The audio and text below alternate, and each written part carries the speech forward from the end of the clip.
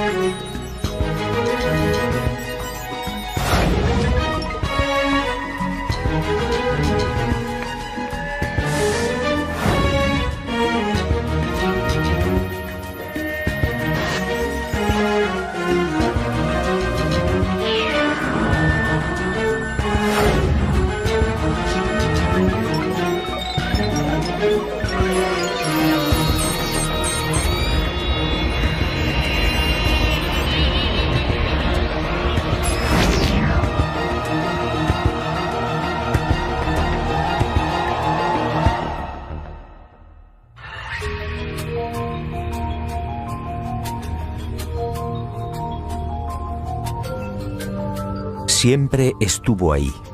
El hombre primitivo alzó también la vista hacia ella y sintió curiosidad.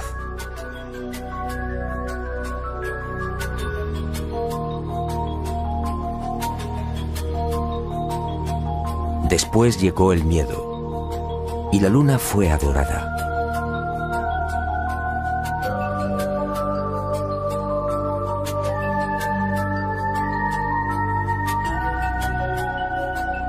Más adelante los seres humanos la convirtieron en un sueño, a veces bello, a veces terrorífico. Y el satélite natural de la Tierra se convirtió en emblema de lo utópico, de lo inalcanzable.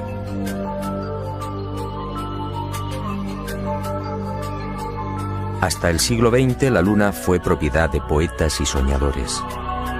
Algunos más audaces llegaron incluso a describirla.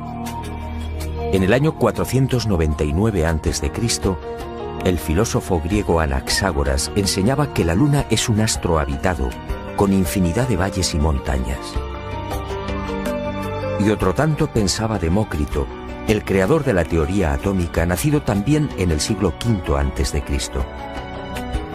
Pitágoras creía igualmente en una luna viva y habitada.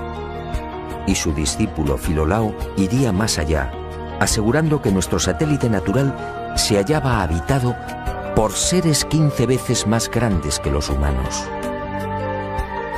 Y acertó al afirmar que el día lunar equivale a 15 días terrestres. Después llegaron los libros. Plutarco, en el siglo I de nuestra era, describe la Luna como una segunda Tierra. Y con los libros, los viajes. Fue hacia el año 160 después de Cristo cuando el griego Luciano de Samosata escribe el primer viaje a la Luna. En su obra Historia verdadera, una tromba de agua arrastra un barco hasta la superficie lunar. Ariosto, en el Orlando Furioso, asegura que la Luna es un gran valle en el que se encuentra todo lo que hemos perdido en la Tierra: riquezas, coronas, honor y esperanza. En 1638 aparece en Inglaterra El hombre en la Luna, otro libro que causa sensación. Su autor, el obispo Francis Godwin, envía a la Luna al aventurero español Domingo González, con la ayuda de una pareja de gansos amaestrados. Fue con Galileo en el siglo XVII, cuando las viejas ideas de los griegos sobre la Luna empiezan a tomar consistencia. Galileo inventa el telescopio y queda asombrado al contemplar los cráteres y las grandes superficies oscuras que son identificadas con mares. En 1647, John Hevelius traza el primer mapa lunar y lo publica en su libro Selenografía, afirmando que la Luna estaba repleta de ciudades. Entusiasmado con estos descubrimientos, Cyrano de Bergerac publica en 1648 su célebre Viaje a la Luna, un libro asombroso en el que por primera vez se habla de cohetes. Cyrano describe 2 astronaves, una impulsada por la evaporización del rocío, la otra por un cohete de 3 fases. Sería este trabajo justamente el que serviría de inspiración a Julio Verne y a los padres de la astronáutica moderna. En 1671, Querubín de Orleans publica un segundo mapa lunar. El interés del público es tal que en 1865 se publican 6 libros sobre temas espaciales. El más conocido fue sin duda De la Tierra a la Luna, del genial Verne. Y en 1903, el ruso Tsiolkovsky proporciona las pautas que servirían de modelo a la cohetería del siglo XX.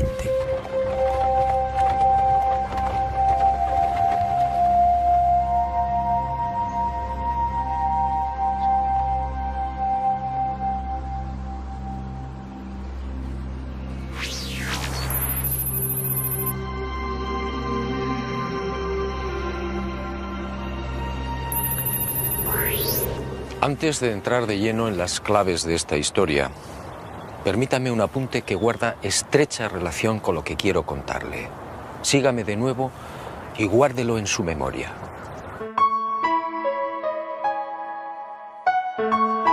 Además de esas viejas y románticas ideas sobre la Luna y de la literatura más o menos fantástica sobre los viajes a nuestro enigmático satélite natural, la historia de la humanidad aparece igualmente repleta de otros no menos misteriosos fenómenos registrados en la superficie lunar. En el verano de 1178, al poco de ponerse el sol, un grupo de monjes de la Catedral de Canterbury observó en el filo de la Luna un formidable resplandor acompañado de gigantescas llamaradas. En 1789, el astrónomo Schroeder contempló atónito una enorme zona iluminada en la llamada región de los Alpes lunares. A lo largo de ese año, otros observadores dieron fe de la presencia en la superficie de la Luna de increíbles y desconcertantes luces que se movían entre mares y cráteres. En 1820, el también astrónomo François Arago publicó en los Anales de Química y Física el relato de otra asombrosa observación. Durante un eclipse, toda una formación de luces evolucionó sobre la Luna, manteniendo el orden de vuelo durante los virajes. En 1843, el mencionado astrónomo alemán Johann Schroeder asistió a otro fenómeno para el que tampoco se ha encontrado explicación. Al observar el cráter Linné en el Mar de la Tranquilidad, el científico comprobó algo desconcertante. El citado cráter de unos 7 kilómetros de diámetro cambiaba regularmente de forma. Poco después, para asombro de la comunidad científica, el cráter en cuestión desapareció por completo. ¿Qué había ocurrido? En 1971, Apolo 15 sobrevoló la zona y fotografió Linné. El desconcierto de los astrónomos fue total. El cráter Linné solo tenía 2.700 metros de diámetro y estaba allí. En 1877, el astrónomo inglés Klein fue testigo de otras intensas y rápidas luces que se dirigieron al centro del cráter Platón. Una vez en la caldera, las luces se reunieron formando un triángulo. En 1950, el Dr. Wilkins era testigo de otro suceso aparentemente imposible. En el centro del cráter Aristarchus se encendió de pronto una gran luz, iluminando una amplia región lunar. Grandes llamaradas en la superficie de la Luna, luces en formación.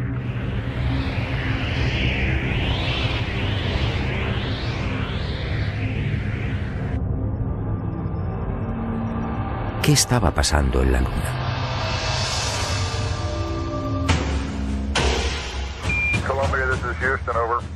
Y en julio de 1969, al fin, el ser humano cumplió su viejo y añorado sueño.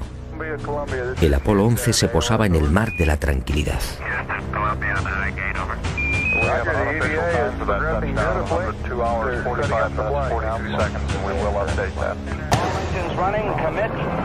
Y el mundo vibró con aquellos primeros y tímidos pasos de Neil Armstrong.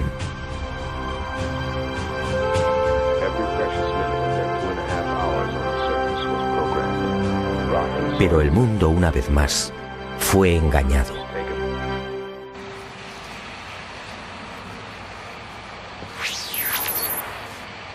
Muchos de los que vivimos aquel histórico y emocionante momento nos hicimos la misma pregunta. ¿Por qué ese obsesivo interés por conquistar la Luna?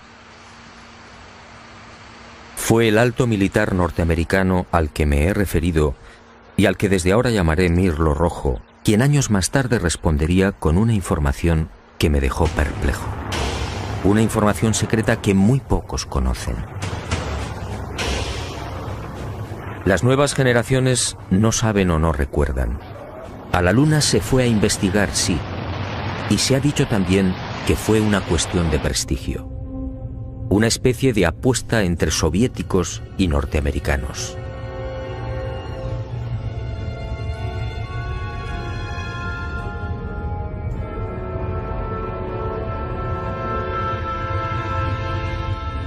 Pero hubo algo más.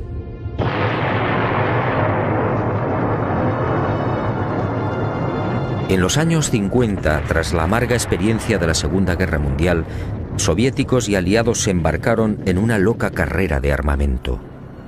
Aquel periodo fue conocido como Guerra Fría. Una peligrosa etapa en la que llegaron a fabricarse 15.000 bombas nucleares y 9.000 misiles intercontinentales. Y de pronto soviéticos y occidentales experimentaron un brusco giro. De la noche a la mañana, sin aparente justificación, la URSS sorprendió al mundo, situando en órbita el primer satélite artificial, el Sputnik. Era el 4 de octubre de 1957. Y armas nucleares y misiles intercontinentales quedaron en segundo plano. ¿Por qué? Y la opinión pública, atónita, asistió a otra sucesión de acontecimientos no menos desconcertante. Estados Unidos se enganchó también a la incipiente carrera espacial, manteniendo en la sombra su obsesión armamentística. Pero los soviéticos mantuvieron la delantera. Mientras los norteamericanos fallaban una y otra vez en los lanzamientos, el 12 de septiembre de 1959, el Lunik 2 ruso conseguía el primer impacto en la Luna. Poco después, el Lunik 3 enviaba las primeras imágenes de la cara oculta. Y el mundo siguió preguntándose, ¿qué ocurría? ¿Por qué este obsesivo interés por conquistar el espacio y sobre todo la Luna? Pero soviéticos y norteamericanos siguieron guardando silencio sobre sus auténticos intereses. Los humillados norteamericanos recibirían el golpe de gracia el 12 de abril de 1961. Ese día el cosmonauta Yuri Gagarin se convirtió en el primer ser humano que orbitaba la Tierra. Y el mundo, en especial la nación norteamericana, fue sorprendido de nuevo. 44 días después de la hazaña de Gagarin, el presidente Kennedy compareció ante el Congreso, comprometiéndose a lavar el honor del país.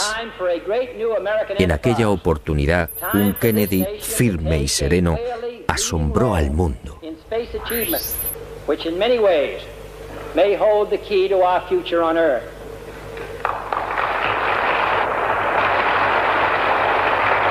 I therefore ask the Congress, above and beyond the increases I have earlier requested for space activities, to provide the funds which are needed to meet the following national goals. First, I believe that this nation should commit itself to achieving the goal, before this decade is out, of landing a man on the moon and returning him safely to the Earth. ¿A qué se debían estas extrañas prisas? ¿Qué estaba ocurriendo? Aparentemente las palabras de Kennedy obedecían a la necesidad de recuperar el prestigio y la hegemonía militar. Y era cierto en parte. La verdad era otra. La verdad llegaría años más tarde y de la mano de Mirlo Rojo. Él confió en mí y me hizo partícipe de su gran secreto. Un secreto tan espectacular como diabólico.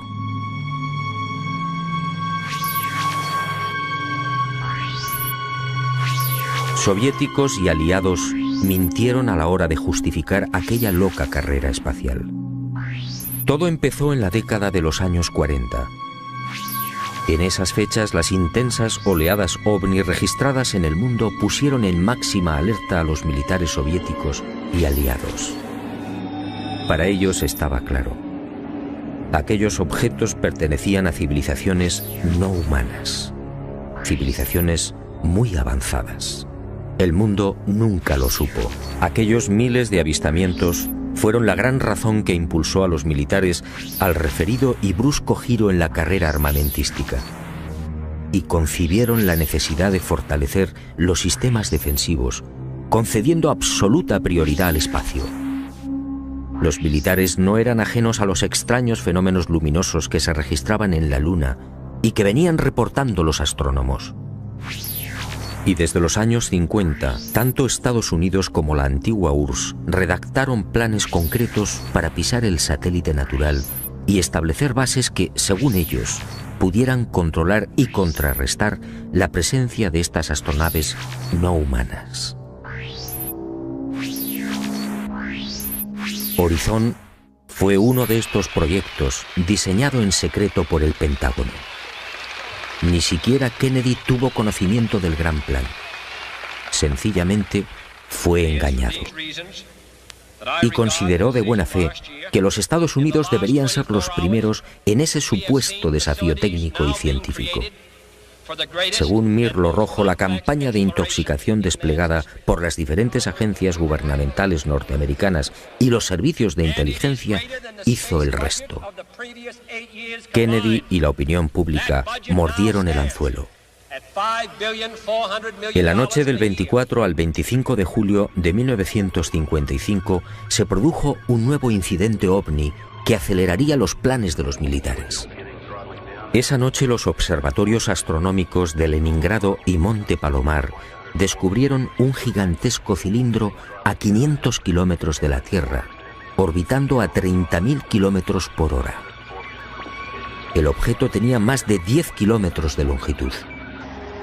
Días después, soviéticos, norteamericanos, franceses e ingleses se reunían en secreto en Ginebra, confirmando sus temores. Aquella formidable máquina, obviamente, no era humana. Pero ocurrió algo imprevisto. Los soviéticos no aceptaron los consejos y directrices de los militares aliados para establecer un proyecto conjunto en el control del espacio. Y el 4 de octubre de 1957, ante la sorpresa del mundo y la irritación de los aliados, tomaron la delantera con el ya referido lanzamiento del Sputnik.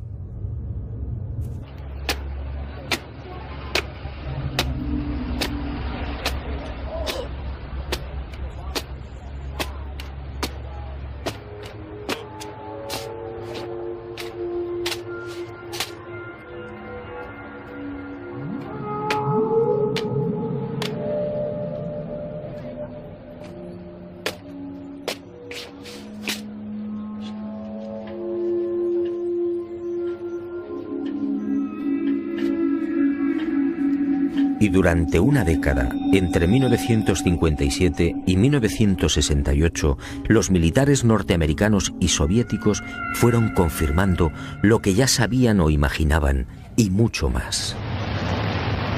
En ese periodo fueron lanzadas más de 20 sondas automáticas que se estrellaron en la Luna o alunizaron suavemente.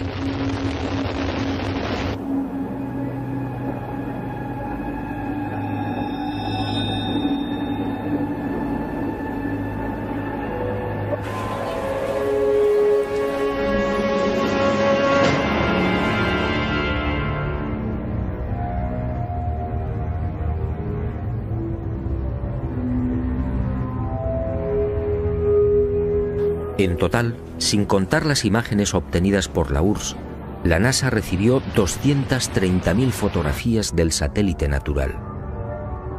La Luna fue fotografiada en su totalidad y a muy diferentes alturas.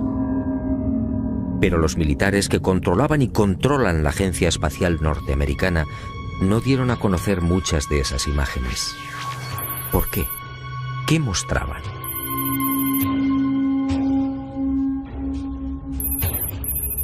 Cuando Mirlo Rojo me entregó algunas de estas fotografías, quedé desconcertado.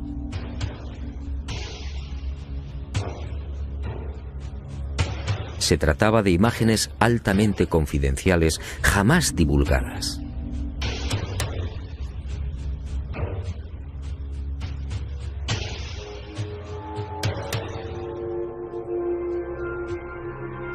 En una de ellas, tomada por la sonda Orbiter 2 en noviembre de 1966, se aprecian dos muros o carreteras paralelos de 27 kilómetros de longitud.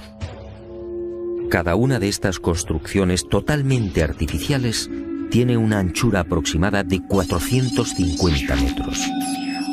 En el muro o carretera de la derecha se aprecia incluso un curioso detalle.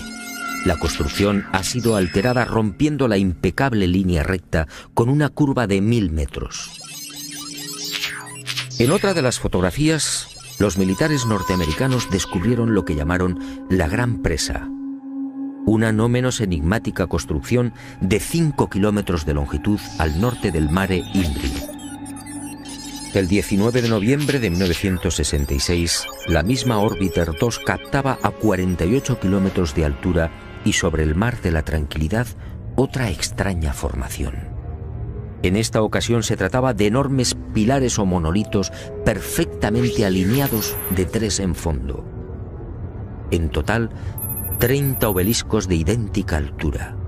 Aquello obviamente no podía ser una formación natural. En total, según mi confidente, NASA terminó censurando 900 fotografías. Todas ellas pasaron directamente a los archivos del Pentágono. En ellas se distinguen grandes plataformas, posibles ruinas de edificios o ciudades, carreteras y gigantescas cúpulas. Las sospechas de los militares en efecto se cumplieron y prosiguieron con el plan previsto.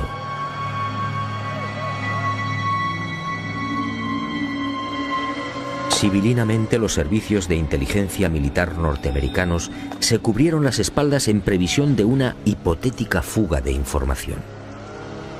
Para ello, utilizando a NASA como pantalla, propiciaron la redacción de un informe que los eximiera moral y jurídicamente de cualquier responsabilidad en caso de ocultamiento.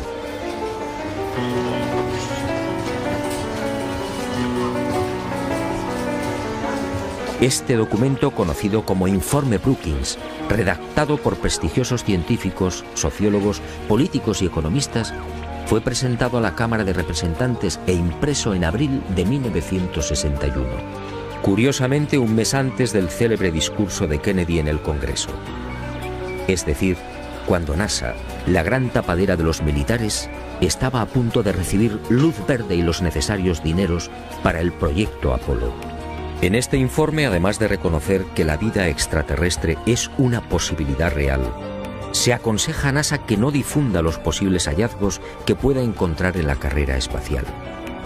En la página 215, en la sección titulada Implicaciones de un descubrimiento de vida extraterrestre, el documento señala que la exploración del espacio podría desembocar en el hallazgo de artefactos no humanos. En ese supuesto, continúa el informe Brookings, nuestra civilización se vería amenazada por un irremediable proceso de desintegración, tal y como ha sucedido en la Tierra, en otras épocas y con otros pueblos. Este documento, efectivamente, no deja en buen lugar a la supuesta democracia norteamericana. Hablemos claro. En el informe Brookings, sencillamente, se anima a NASA a ocultar información. Y eso fue lo que hicieron.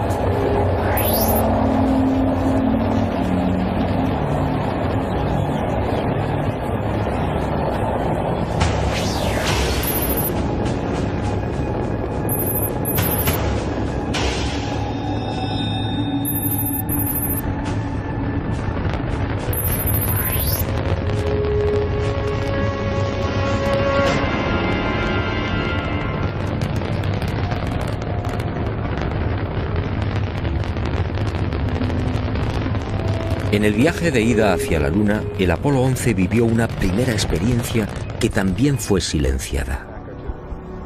Cuando se hallaba a 200.000 kilómetros de la Tierra, un extraño y gigantesco objeto apareció en las proximidades de la nave. Los astronautas lo describieron como una formidable L, algo similar a una maleta abierta, aunque en ocasiones cambiaba de forma, adoptando la figura de un cilindro. La noticia se filtró a la prensa, pero NASA, fiel a su consigna de ocultamiento, zanjó el asunto con una explicación tan absurda como insostenible. Lo observado por el Apolo 11 solo era el sobrealimentador del cohete Saturno IV.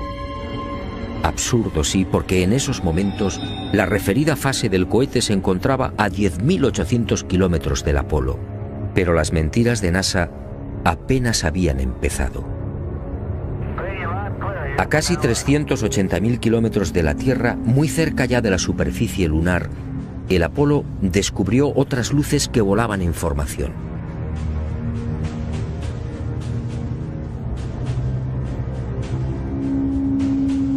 Según Mirlo Rojo, aquellas luces parecían esperar al Apolo 11.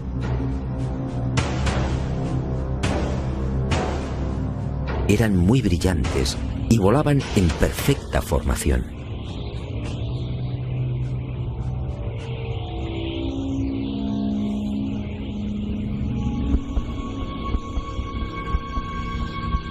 Poco después se alejaron a gran velocidad, desapareciendo hacia la superficie de la Luna.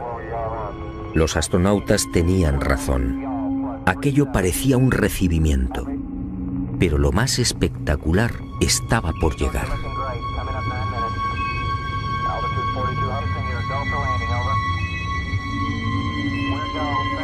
Armstrong y Aldrin descendieron finalmente. Su compañero Collins permaneció en órbita lunar a 110 kilómetros de altura.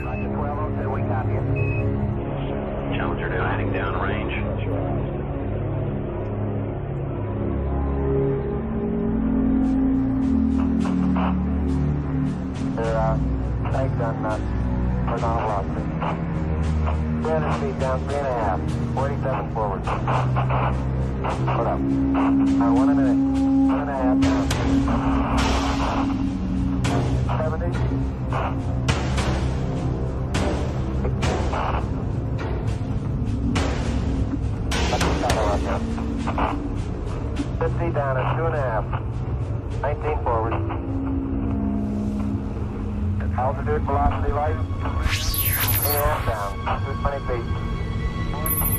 15 forward. 11 forward, come down nicely, 200 feet. 4.5 down, 5.5 down.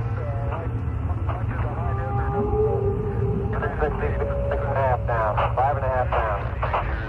9 forward. Good.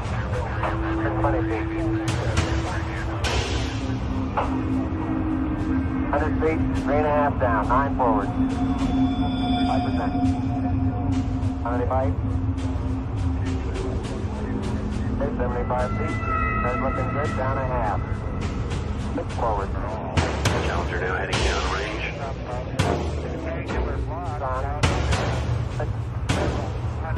Y al poco de aquel histórico alunizaje, Armstrong y Aldrin volvieron a sobresaltarse. La frecuencia cardíaca se disparó hasta 150 y 160 latidos por minuto.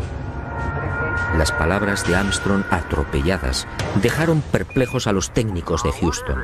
Existente a poco más de 60 metros del Águila, habían aparecido unas naves y unos seres, objetos en forma de disco y perfectamente alineados sobre el terreno. Y junto a ellos varios seres muy altos, con trajes blancos y ajustados. Cuando los astronautas, obedeciendo las insistentes órdenes de Houston, trataron de filmar, objetos y seres desaparecieron.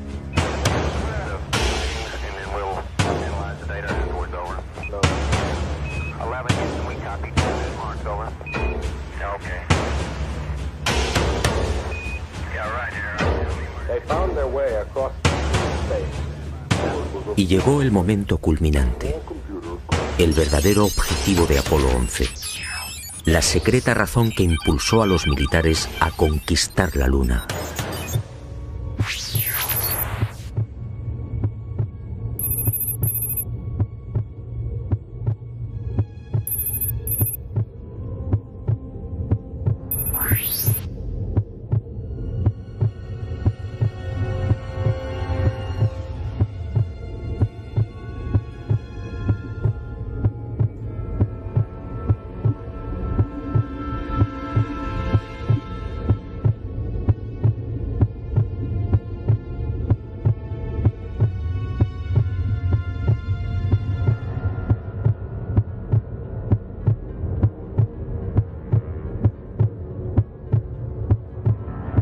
Esta fue la verdad, la única y secreta verdad. Aquel 21 de julio de 1969, Armstrong y Aldrin se alejaron escasos metros del módulo, filmando esta increíble construcción. Esta película de 14 minutos jamás fue difundida por NASA.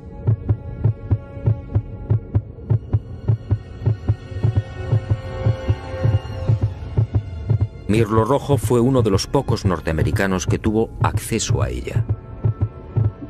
A escasos metros, sí, del Águila. Y no fue casualidad. Todo estaba minuciosamente programado.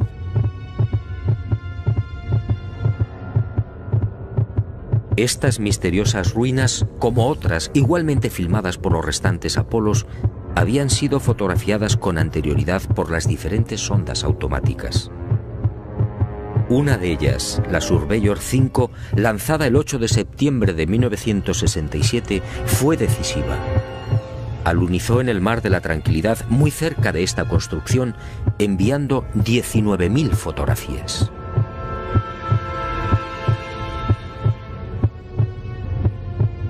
Edificios en ruinas. Edificios en la superficie de la Luna. Edificios aparentemente de una gran antigüedad. Pero, ¿quién los había levantado? Nosotros los humanos, obviamente no. Solo quedaba una respuesta. Esto era obra de una civilización no humana.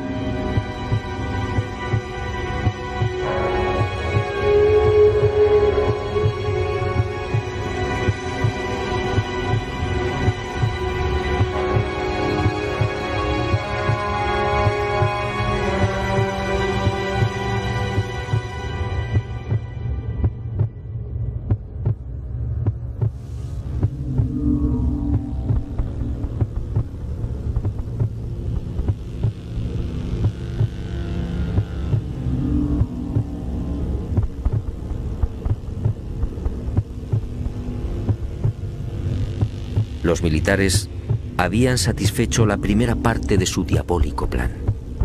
Ahora quedaba la segunda.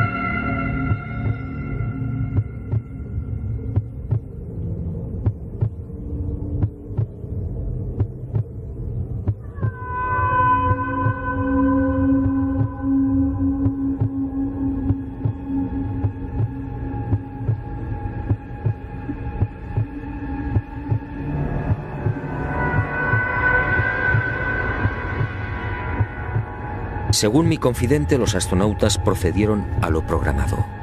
Recogieron muestras de los muros, tomaron medidas y se retiraron.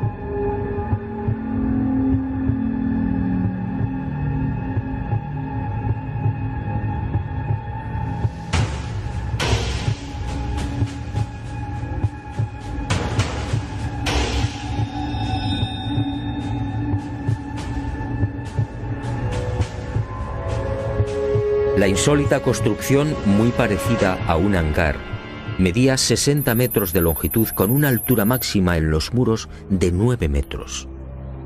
Presentaba 12 huecos o ventanas y una especie de puerta frontal de 5 metros de fondo por 3 de altura. Según los análisis practicados en la Tierra, el material con el que había sido construido era similar al de la superficie lunar. Un 60% de los átomos era oxígeno, con un 0.01% del peso constituido por hidrógeno.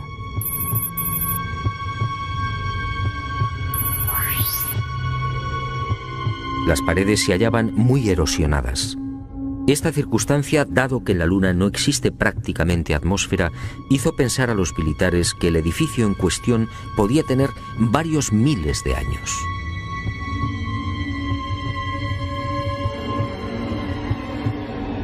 La secreta excursión de Armstrong y Aldrin a este hangar y naturalmente los 14 minutos de película jamás fueron difundidos por NASA. Oficialmente no existen. Pero poco faltó para que la increíble aventura se filtrara a la opinión pública. Todo se debió a un error de NASA que permitió la publicación en aquel 21 de julio de una escueta e incomprensible noticia. En un teletipo que dio la vuelta al mundo se afirmaba textualmente: el corazón del astronauta Neil Armstrong alcanzó las 160 pulsaciones por minuto al finalizar hoy su paseo lunar, mientras se hallaba trabajando en la dura operación del cargamento de muestras de rocas y suelo lunar. El hecho pasó prácticamente desapercibido, pero algunos con toda razón se preguntaron: ¿cómo era posible que Armstrong sufriera semejante aceleración cardíaca en el más que inofensivo y cómodo transporte de rocas lunares? En el delicado descenso del Águila, la frecuencia cardíaca de Armstrong llegó a 156 pulsaciones por minuto. Ahí sí estaba justificada la fuerte alteración del astronauta.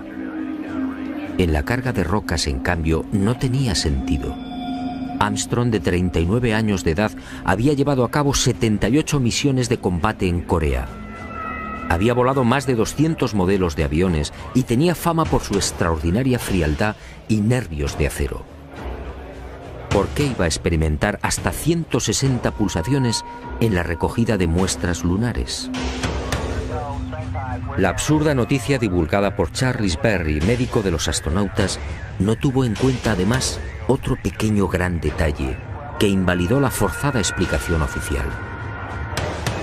Durante las 3 horas que duró el paseo lunar, Armstrong y Aldrin recogieron un total de 25 kilos de rocas. Dado que en la superficie de la Luna existe una gravedad 6 veces menor que la de la Tierra, el peso real de las rocas fue de 4 kilos. 4 kilos repartidos entre 2 astronautas y en diferentes momentos de la excursión lunar. La versión de NASA efectivamente no era creíble.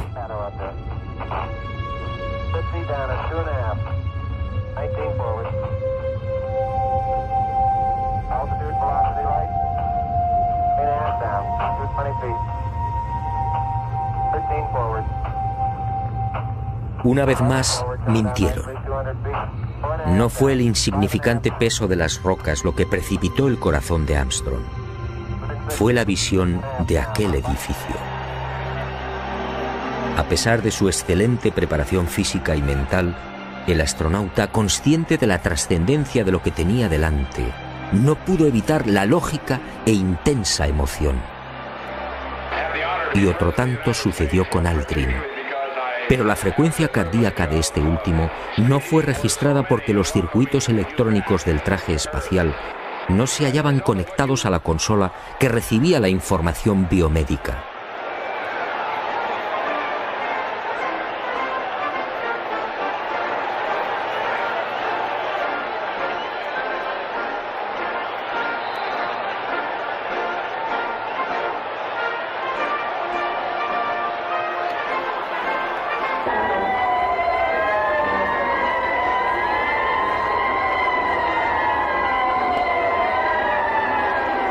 Los hombres del planeta Tierra posaron aquí su pie por primera vez. Julio de 1969. Mirlo Rojo fue contundente. Hasta diciembre de 1972, fecha en la que se interrumpe el proyecto Apolo, otras 5 naves volaron a la Luna.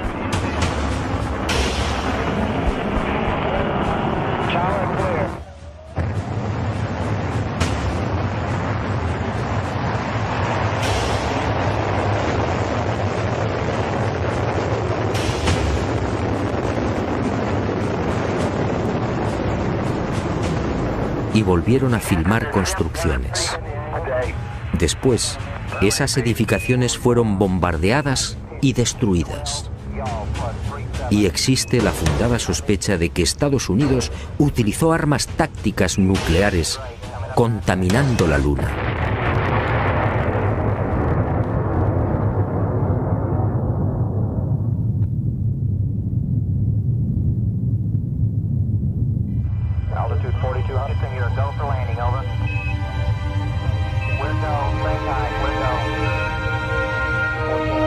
Así se cerró la segunda fase del diabólico plan.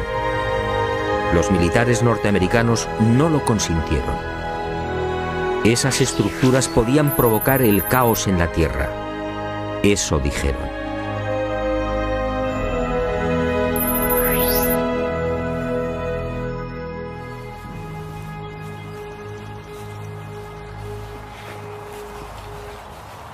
Sí, amigo. En los restantes Apolo sucedieron muchas cosas, cosas extrañas y secretas. Pero esa es otra historia que quizá algún día me decida a contar, suponiendo, claro está, que siga vivo. Por cierto, desde aquel diciembre del 72 han transcurrido más de 30 años. ¿Estamos pensando lo mismo? ¿Por qué nunca se volvió a la Luna?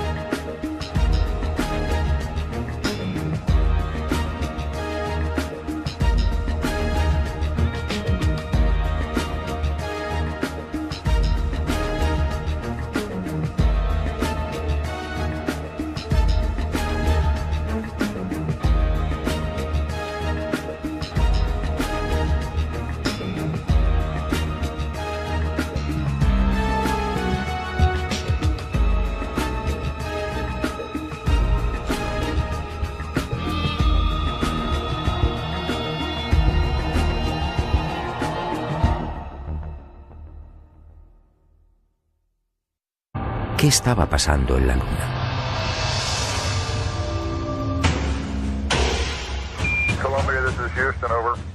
Y en julio de 1969, al fin, el ser humano cumplió su viejo y añorado sueño. El Apolo 11 se posaba en el mar de la tranquilidad.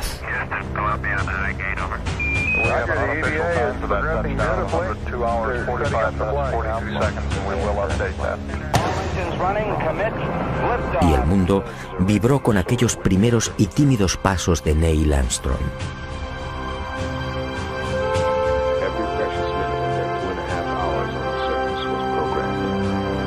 Pero el mundo, una vez más, fue engañado.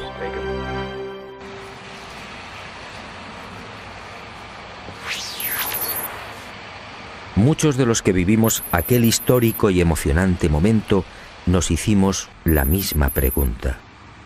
¿Por qué ese obsesivo interés por conquistar la Luna?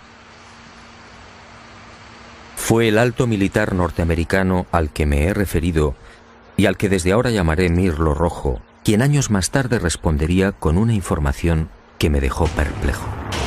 Una información secreta que muy pocos conocen. Las nuevas generaciones no saben o no recuerdan. A la Luna se fue a investigar, sí, y se ha dicho también que fue una cuestión de prestigio. Una especie de apuesta entre soviéticos y norteamericanos.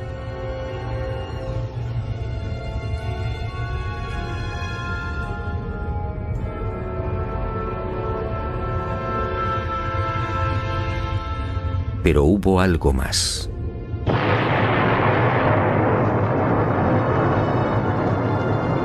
En los años 50, tras la amarga experiencia de la Segunda Guerra Mundial, soviéticos y aliados se embarcaron en una loca carrera de armamento.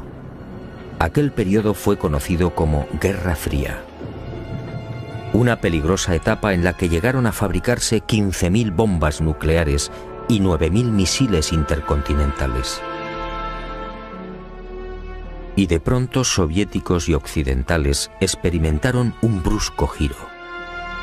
De la noche a la mañana, sin aparente justificación, la URSS sorprendió al mundo, situando en órbita el primer satélite artificial, igualmente repleta de otros no menos misteriosos fenómenos registrados en la superficie lunar. En el verano de 1178, al poco de ponerse el sol, un grupo de monjes de la Catedral de Canterbury observó en el filo de la Luna un formidable resplandor, acompañado de gigantescas llamaradas. En 1789, el astrónomo Schroeder contempló atónito una enorme zona iluminada en la llamada región de los Alpes lunares. A lo largo de ese año, otros observadores dieron fe de la presencia en la superficie de la Luna de increíbles y desconcertantes luces que se movían entre mares y cráteres. En 1820, el también astrónomo François Arago publicó en los Anales de Química y Física el relato de otra asombrosa observación. Durante un eclipse, toda una formación de luces evolucionó sobre la Luna, manteniendo el orden de vuelo durante los virajes. En 1843, el mencionado astrónomo alemán Johann Schroeder asistió a otro fenómeno para el que tampoco se ha encontrado explicación. Al observar el cráter Linné en el Mar de la Tranquilidad, el científico comprobó algo desconcertante. El citado cráter de unos 7 kilómetros de diámetro cambiaba regularmente de forma. Poco después, para asombro de la comunidad científica, el cráter en cuestión desapareció por completo. ¿Qué había ocurrido? En 1971, Apolo 15 sobrevoló la zona y fotografió Linné. El desconcierto de los astrónomos fue total. El cráter Linné solo tenía 2.700 metros de diámetro y estaba allí. En 1877, el astrónomo inglés Klein fue testigo de otras intensas y rápidas luces que se dirigieron al centro del cráter Platón. Una vez en la caldera, las luces se reunieron formando un triángulo. En 1950, el Dr. Wilkins era testigo de otro suceso aparentemente imposible. En el centro del cráter Aristarchus se encendió de pronto una gran luz, iluminando una amplia región lunar. ¿Grandes llamaradas en la superficie de la Luna? Luces en formación.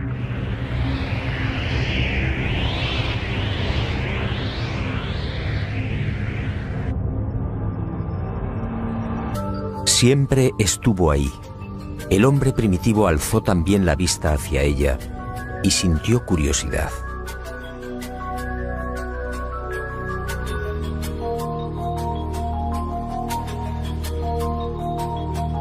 Después llegó el miedo y la luna fue adorada.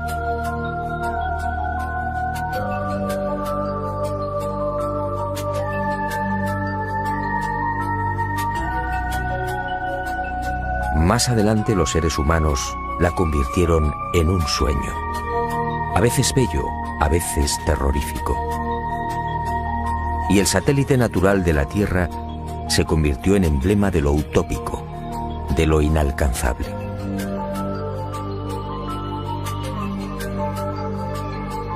Hasta el siglo XX la Luna fue propiedad de poetas y soñadores. Algunos más audaces llegaron incluso a describirla.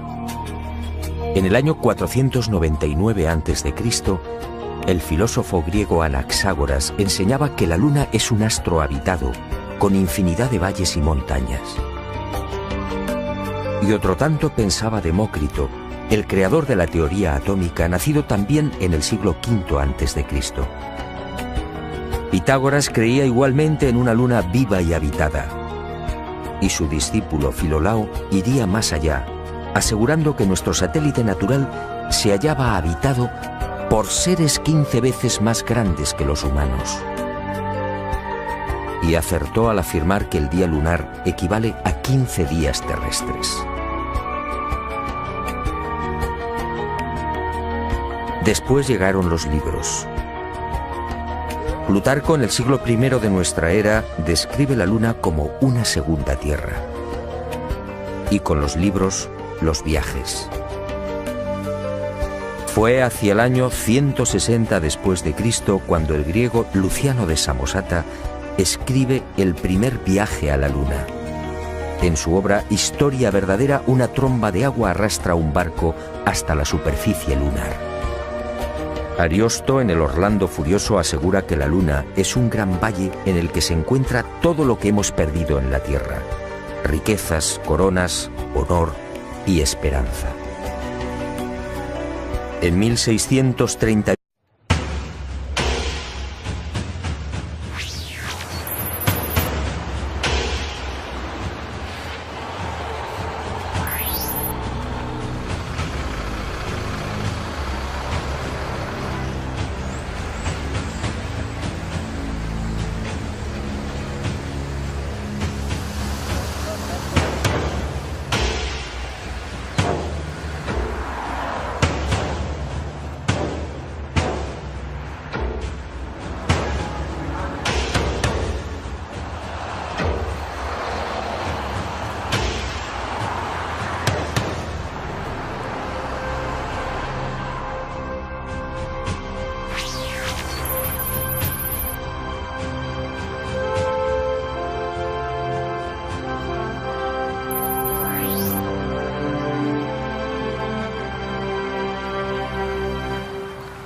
Aquí reposan los restos de un buen amigo, un alto militar norteamericano cuya identidad no debo revelar, al menos por el momento. Él forma parte de la historia que quiero contarle, una historia oscura que usted probablemente no creerá. Pero ese es mi deber, sembrar la duda. Sígame y descubra una historia que jamás fue contada.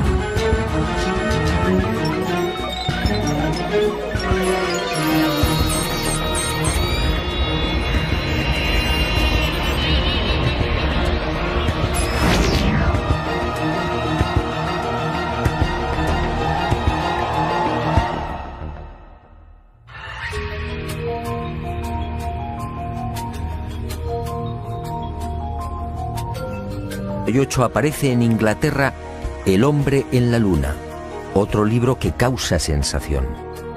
Su autor, el obispo Francis Godwin, envía a la luna al aventurero español Domingo González con la ayuda de una pareja de gansos amaestrados. Fue con Galileo en el siglo XVII cuando las viejas ideas de los griegos sobre la luna empiezan a tomar consistencia. Galileo inventa el telescopio y queda asombrado al contemplar los cráteres y las grandes superficies oscuras que son identificadas con mares.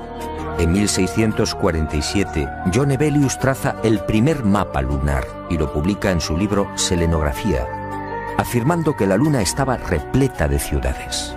Entusiasmado con estos descubrimientos, Cyrano de Bergerac publica en 1648 su célebre Viaje a la Luna, un libro asombroso en el que por primera vez se habla de cohetes. Cyrano describe dos astronaves, una impulsada por la evaporización del rocío, la otra por un cohete de 3 fases. Sería este trabajo justamente el que serviría de inspiración a Julio Verne y a los padres de la astronáutica moderna. En 1671, Querubín de Orleans publica un segundo mapa lunar. El interés del público es tal que en 1865 se publican 6 libros sobre temas espaciales. El más conocido fue sin duda De la Tierra a la Luna, del genial Verne. Y en 1903, el ruso Tsiolkovsky proporciona las pautas que servirían de modelo a la cohetería del siglo XX.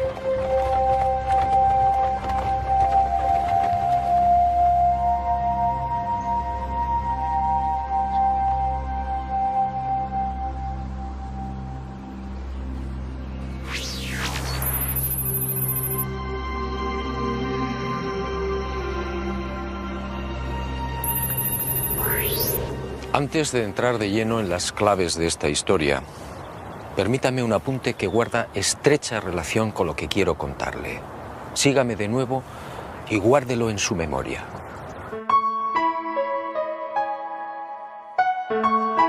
Además de esas viejas y románticas ideas sobre la luna y de la literatura más o menos fantástica sobre los viajes a nuestro enigmático satélite natural, la historia de la humanocen.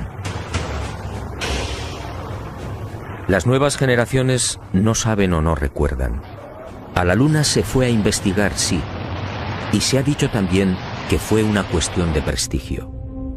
Una especie de apuesta entre soviéticos y norteamericanos.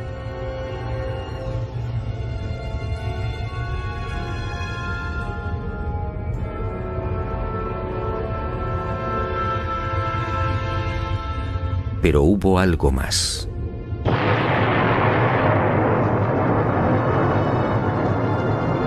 En los años 50, tras la amarga experiencia de la Segunda Guerra Mundial, soviéticos y aliados se embarcaron en una loca carrera de armamento. Aquel periodo fue conocido como Guerra Fría. Una peligrosa etapa en la que llegaron a fabricarse 15.000 bombas nucleares y 9.000 misiles intercontinentales. Y de pronto soviéticos y occidentales experimentaron un brusco giro.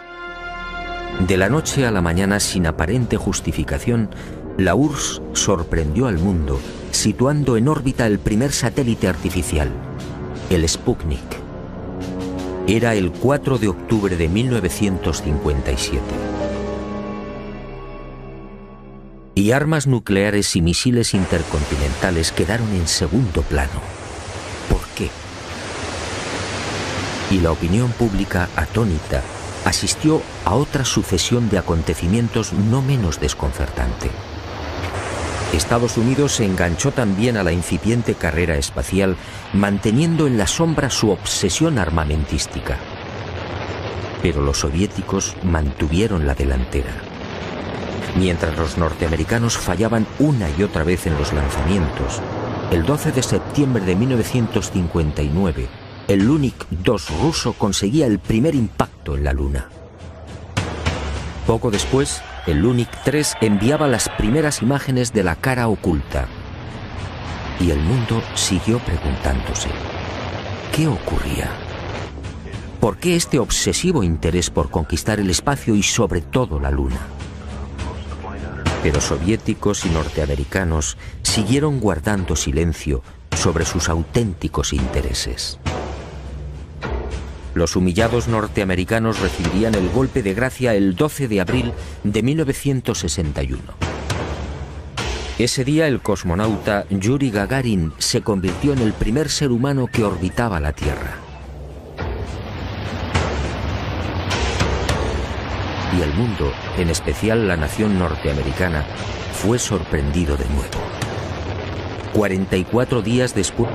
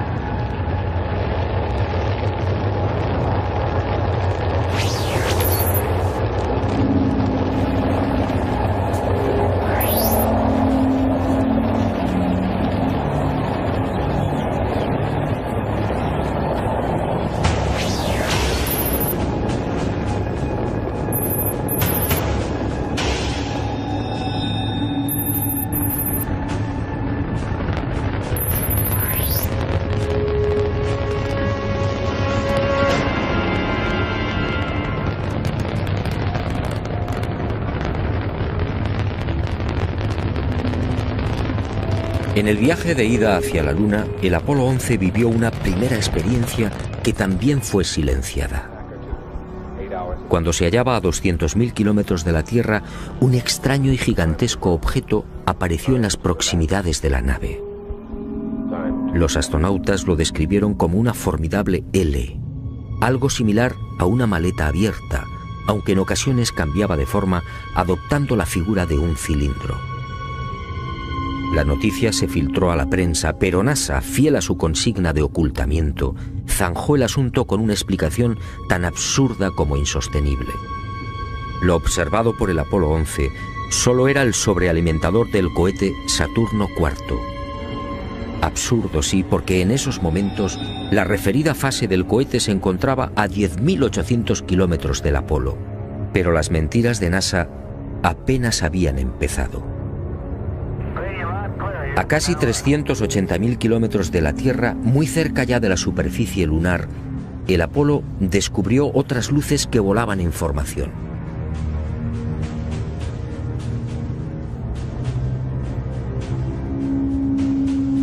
Según Mirlo Rojo, aquellas luces parecían esperar al Apolo 11.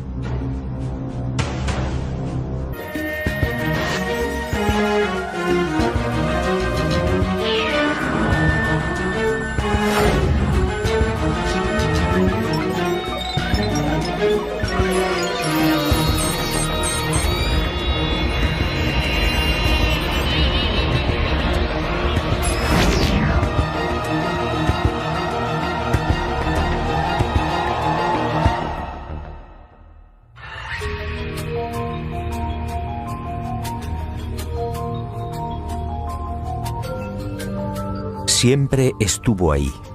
El hombre primitivo alzó también la vista hacia ella y sintió curiosidad.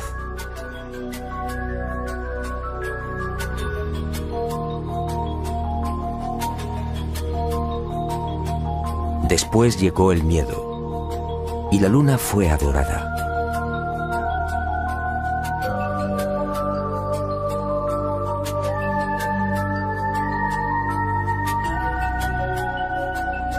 Más adelante los seres humanos la convirtieron en un sueño, a veces bello, a veces terrorífico. Y el satélite natural de la Tierra se convirtió en emblema de lo utópico, de lo inalcanzable.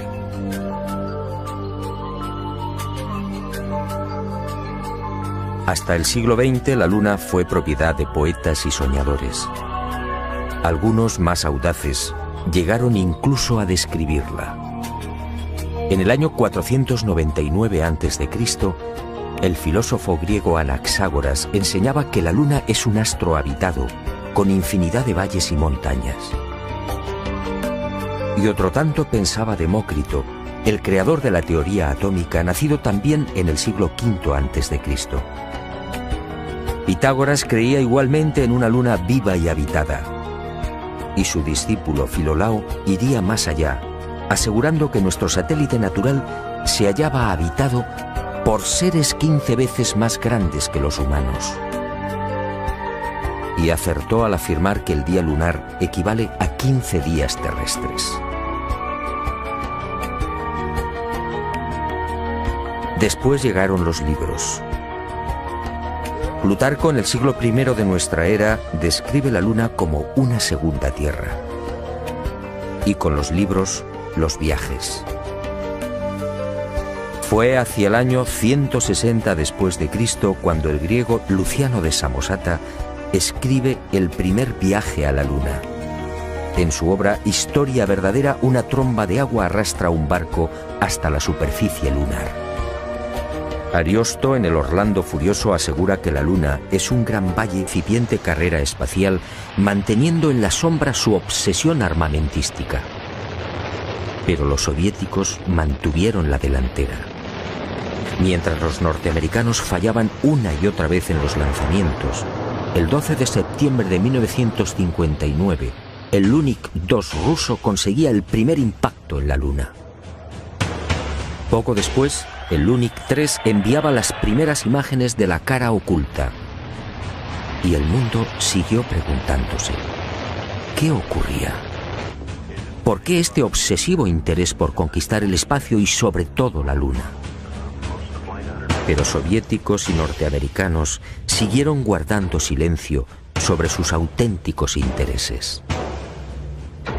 Los humillados norteamericanos recibirían el golpe de gracia el 12 de abril de 1961. Ese día el cosmonauta Yuri Gagarin se convirtió en el primer ser humano que orbitaba la Tierra.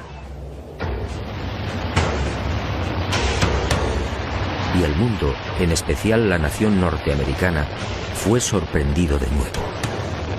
44 días después de la hazaña de Gagarin, el presidente Kennedy compareció ante el Congreso, comprometiéndose a lavar el honor del país. En aquella oportunidad, un Kennedy firme y sereno asombró al mundo.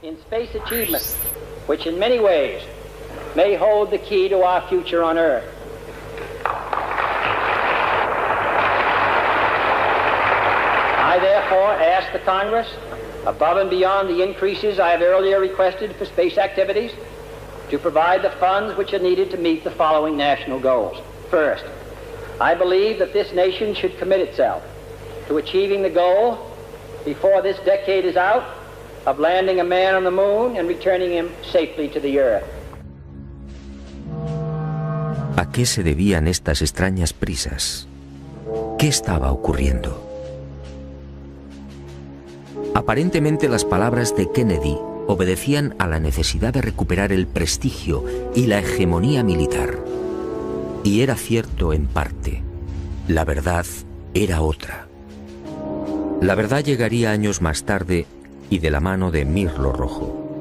Él confió en mí y me hizo partícipe de su gran secreto. Un secreto tan espectacular como diabólico.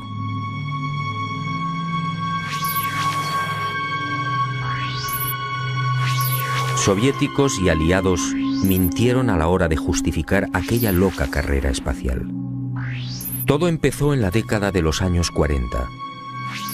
En esas fechas las intensas riquezas, coronas, honor y esperanza. En 1630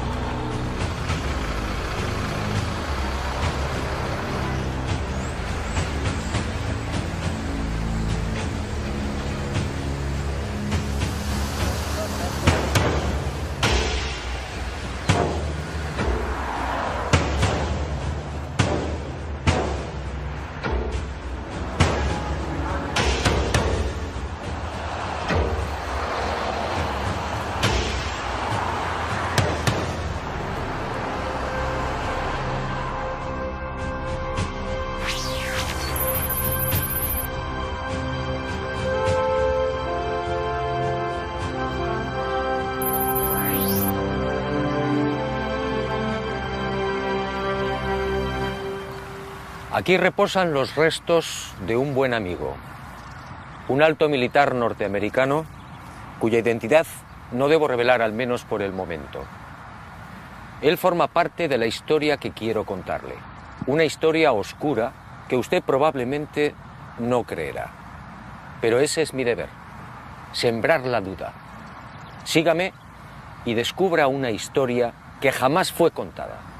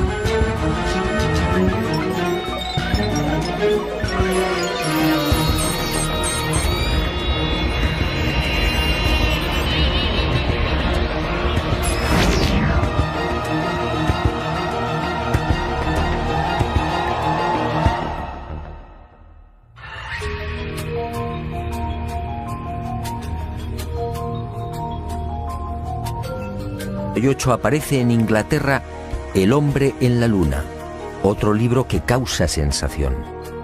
Su autor, el obispo Francis Godwin, envía a la luna al aventurero español Domingo González con la ayuda de una pareja de gansos amaestrados.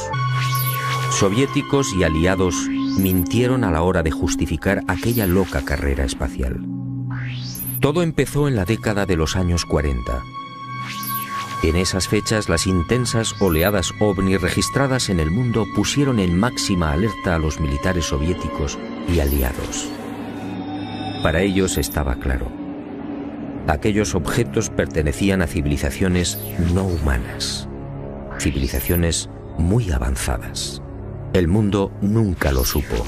Aquellos miles de avistamientos fueron la gran razón que impulsó a los militares al referido y brusco giro en la carrera armamentística. Y concibieron la necesidad de fortalecer los sistemas defensivos, concediendo absoluta prioridad al espacio. Los militares no eran ajenos a los extraños fenómenos luminosos que se registraban en la Luna y que venían reportando los astrónomos. Y desde los años 50, tanto Estados Unidos como la antigua URSS redactaron planes concretos para pisar el satélite natural y establecer bases que, según ellos, pudieran controlar y contrarrestar la presencia de estas astronaves no humanas. Horizon fue uno de estos proyectos diseñado en secreto por el Pentágono. Ni siquiera Kennedy tuvo conocimiento del gran plan. Sencillamente fue engañado. Y consideró de buena fe que los Estados Unidos deberían ser los primeros en ese supuesto desafío técnico y científico. Según Mirlo Rojo, la campaña de intoxicación desplegada por las diferentes agencias gubernamentales norteamericanas y los servicios de inteligencia hizo el resto. Kennedy y la opinión pública mordieron el anzuelo. En la noche del 24 al 25 de julio de 1955 se produjo un nuevo incidente ovni que aceleraría los planes de los militares. Esa noche los observatorios astronómicos de Leningrado y Monte Palomar descubrieron un gigantesco cilindro a 500 kilómetros de la Tierra, orbitando a 30.000 kilómetros por hora. El objeto tenía más de 10 kilómetros de longitud. Días después, soviéticos, norteamericanos, franceses e ingleses se reunían en secreto en Ginebra, confirmando sus temores. Aquella formidable máquina, obviamente, no era humana. Pero ocurrió algo imprevisto. Los soviéticos no aceptaron los consejos y directrices de los militares aliados para establecer un proyecto conjunto en el control del espacio. Y el cual...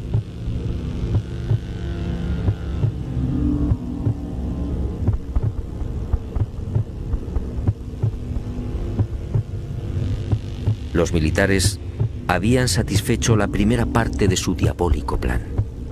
Ahora quedaba la segunda.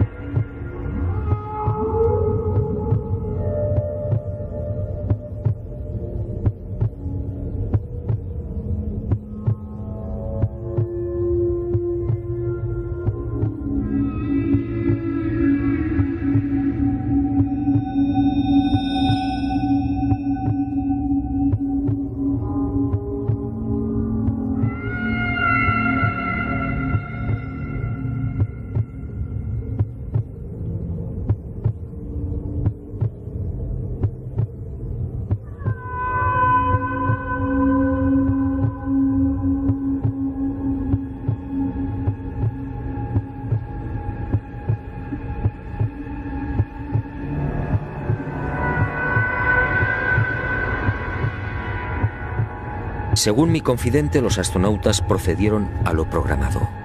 Recogieron muestras de los muros, tomaron medidas y se retiraron.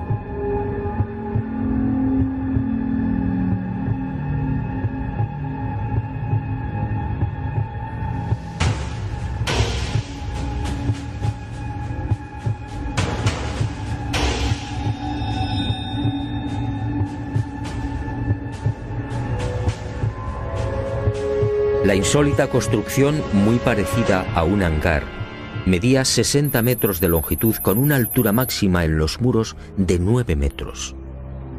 Presentaba 12 huecos o ventanas y una especie de puerta frontal de 5 metros de fondo por 3 de altura.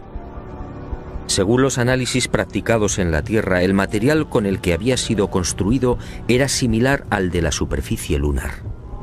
Un 60% de los átomos era oxígeno, con un 0.01% del peso constituido por hidrógeno.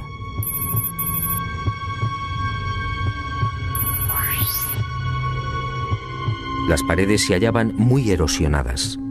Esta circunstancia, dado que en la Luna no existe prácticamente atmósfera, hizo pensar a los militares que el edificio en cuestión podía tener varios miles de años.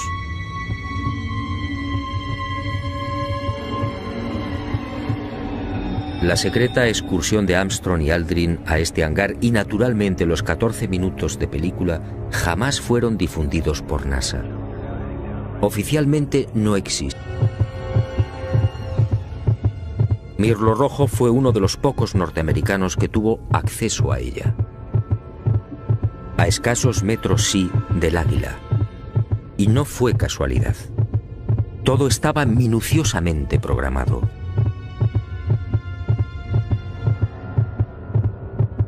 Estas misteriosas ruinas, como otras igualmente filmadas por los restantes Apolos, habían sido fotografiadas con anterioridad por las diferentes sondas automáticas.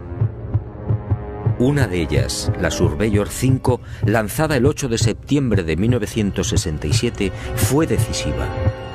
Alunizó en el Mar de la Tranquilidad, muy cerca de esta construcción, enviando 19.000 fotografías.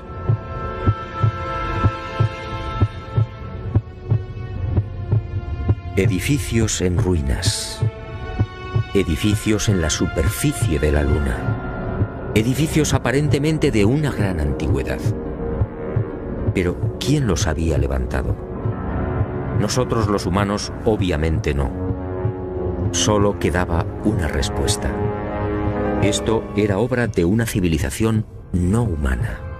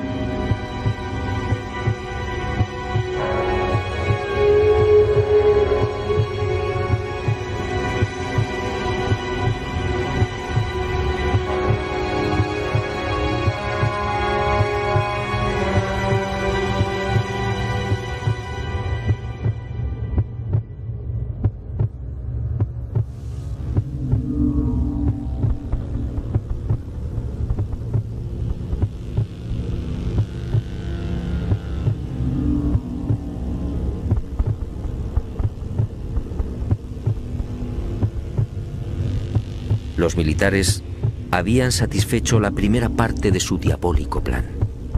Ahora quedaba la segunda.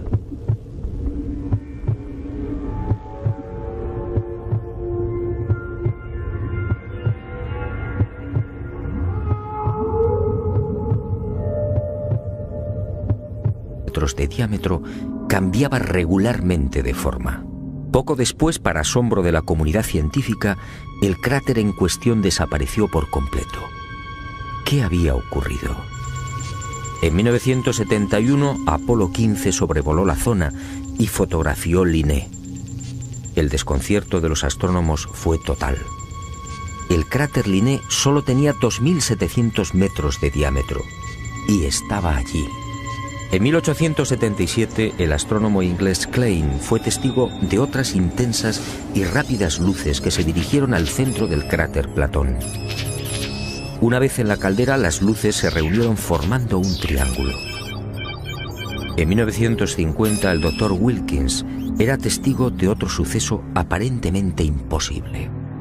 En el centro del cráter Aristarchus se encendió de pronto una gran luz, iluminando una amplia región lunar. Grandes llamaradas en la superficie de la Luna, luces en formación.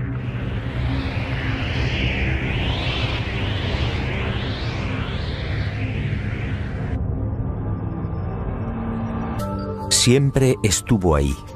El hombre primitivo alzó también la vista hacia ella y sintió curiosidad.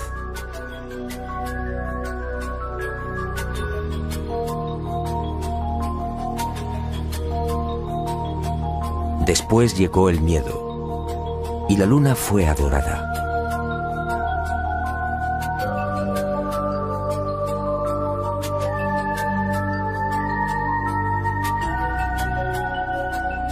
Más adelante los seres humanos la convirtieron en un sueño, a veces bello, a veces terrorífico. Y el satélite natural de la Tierra se convirtió en emblema de lo utópico, de lo inalcanzable.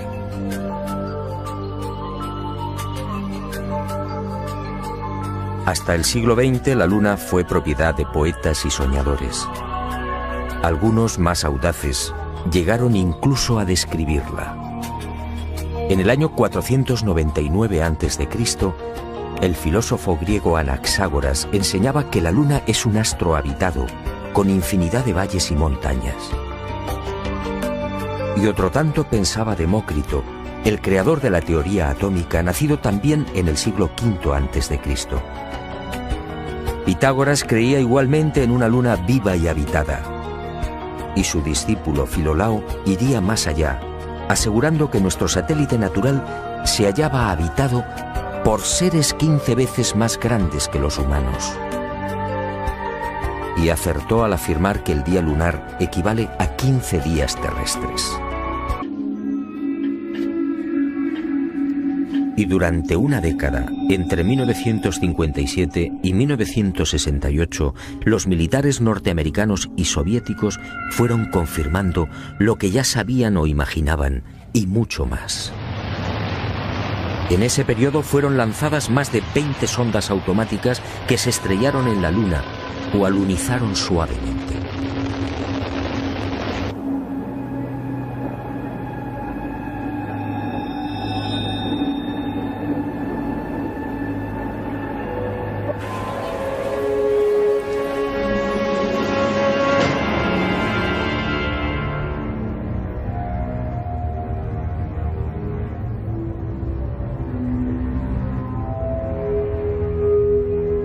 En total, sin contar las imágenes obtenidas por la URSS, la NASA recibió 230.000 fotografías del satélite natural. La Luna fue fotografiada en su totalidad y a muy diferentes alturas. Pero los militares que controlaban y controlan la Agencia Espacial Norteamericana no dieron a conocer muchas de esas imágenes. ¿Por qué? ¿Qué mostraban?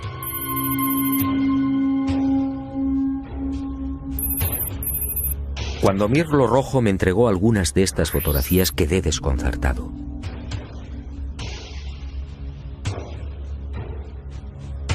Se trataba de imágenes altamente confidenciales, jamás divulgadas.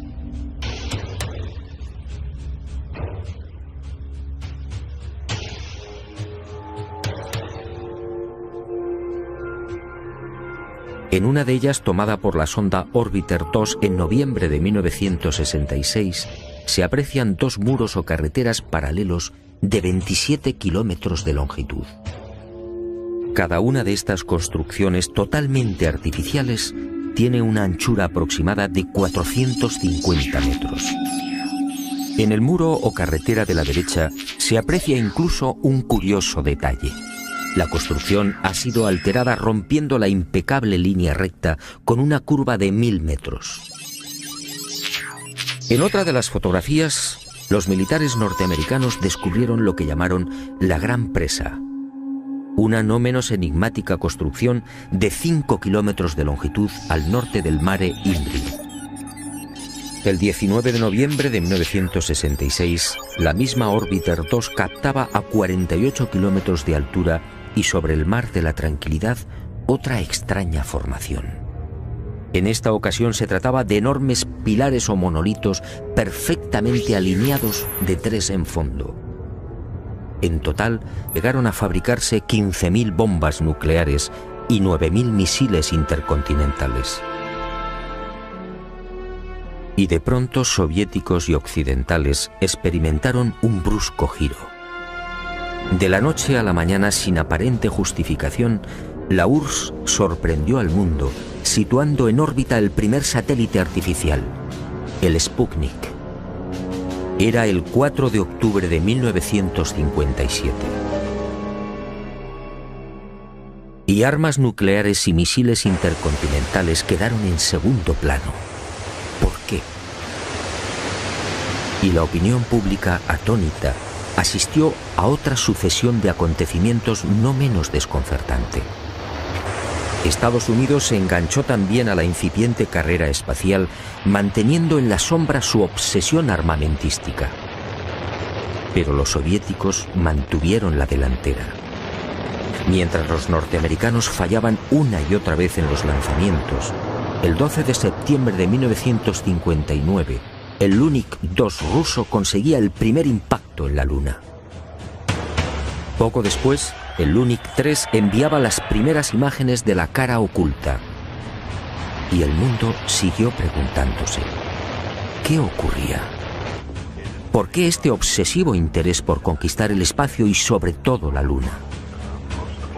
Pero soviéticos y norteamericanos siguieron guardando silencio sobre sus auténticos intereses.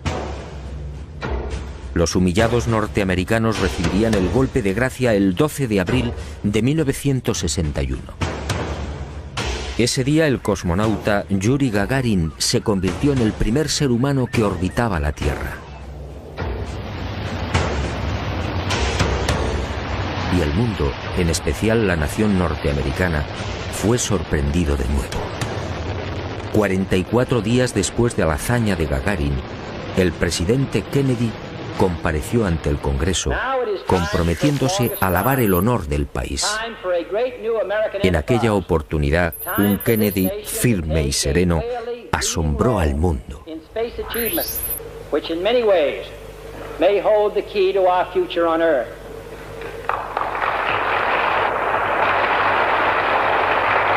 I therefore ask the Congress, above and beyond the increases I have earlier requested for space activities, to provide the funds which are needed to meet the following national goals. First, I believe that this nation should commit itself to achieving the goal, before this decade is out, of landing a man on the moon and returning him safely to the Earth. ¿A qué se debían estas extrañas prisas? Que al fin el ser humano cumplió su viejo y añorado sueño. El Apolo 11 se posaba en el Mar de la Tranquilidad.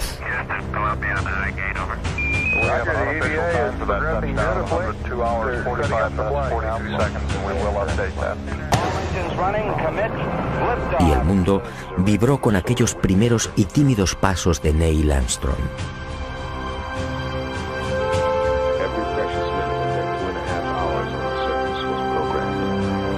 Pero el mundo, una vez más, fue engañado.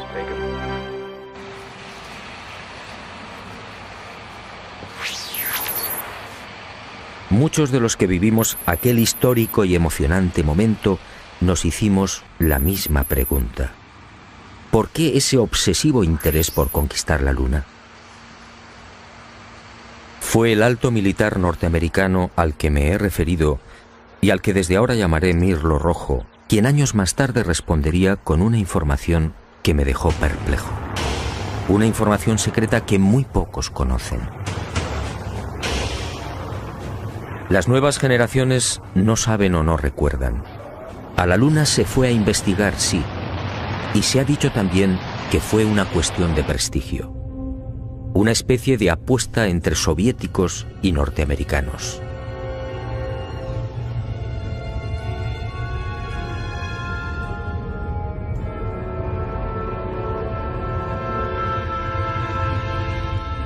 Pero hubo algo más.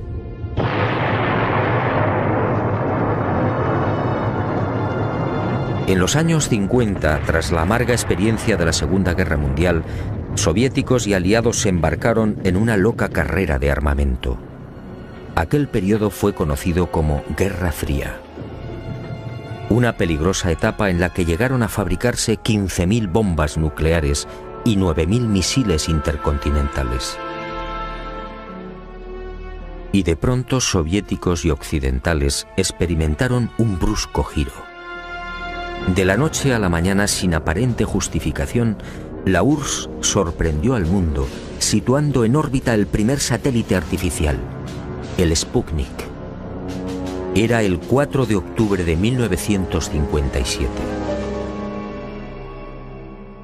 Y armas nucleares y misiles intercontinentales quedaron en segundo plano. ¿Por qué? Y la opinión pública, atónita, asistió a otra sucesión de acontecimientos no menos desconcertante. Estados Unidos se enganchó también a la incipiente carrera espacial, manteniendo en la sombra su obsesión armamentística. Pero los soviéticos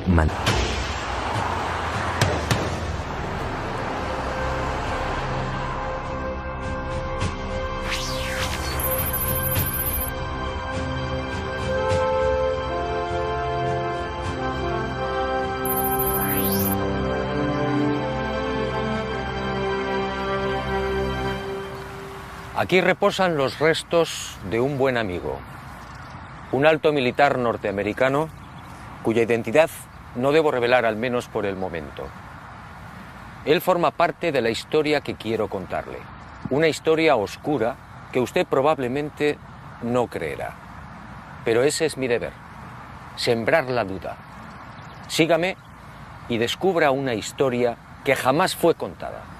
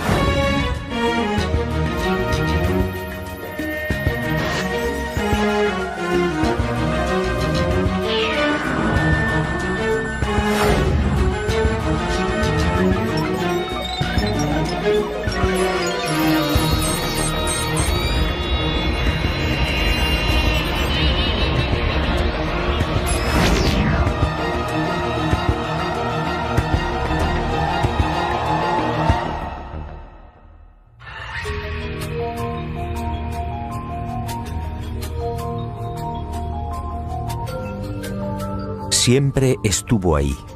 El hombre primitivo alzó también la vista hacia ella y sintió curiosidad.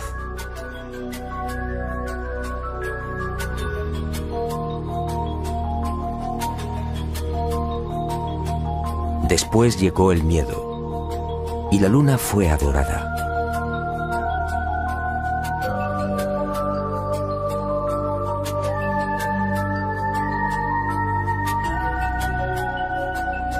Más adelante los seres humanos la convirtieron en un sueño, a veces bello, a veces terrorífico.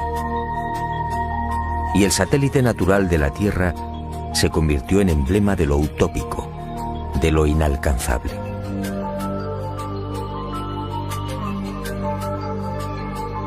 Hasta el siglo XX la Luna fue propiedad de poetas y soñadores. Algunos más audaces llegaron incluso a describirla. Y durante una década, entre 1957 y 1968, los militares norteamericanos y soviéticos fueron confirmando lo que ya sabían o imaginaban, y mucho más. En ese periodo fueron lanzadas más de 20 sondas automáticas que se estrellaron en la Luna o alunizaron suavemente.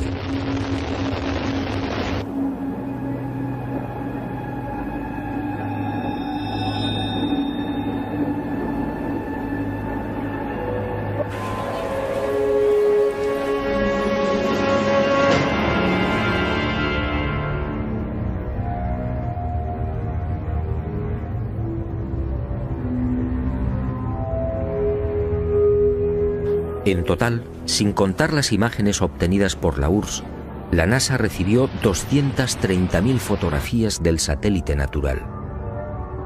La Luna fue fotografiada en su totalidad y a muy diferentes alturas. Pero los militares que controlaban y controlan la Agencia Espacial Norteamericana no dieron a conocer muchas de esas imágenes. ¿Por qué? ¿Qué mostraban?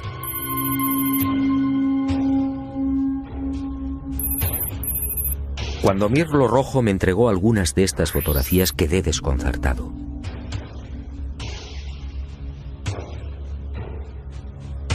Se trataba de imágenes altamente confidenciales, jamás divulgadas.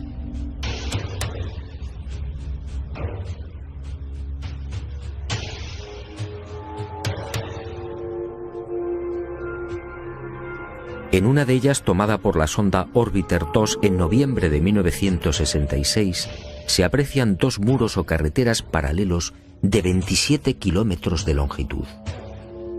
Cada una de estas construcciones totalmente artificiales tiene una anchura aproximada de 450 metros.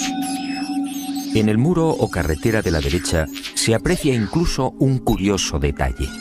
La construcción ha sido alterada rompiendo la impecable línea recta con una curva de 1000 metros. En otra de las fotografías, los militares norteamericanos descubrieron lo que llamaron la Gran Presa, una no menos enigmática construcción de 5 kilómetros de longitud al norte del Mare Imbrium. El 19 de noviembre de 1966, la misma Orbiter 2 captaba a 48 kilómetros de altura y sobre el Mar de la Tranquilidad otra extraña formación. En esta ocasión se trataba de enormes pilares o monolitos perfectamente alineados de 3 en fondo.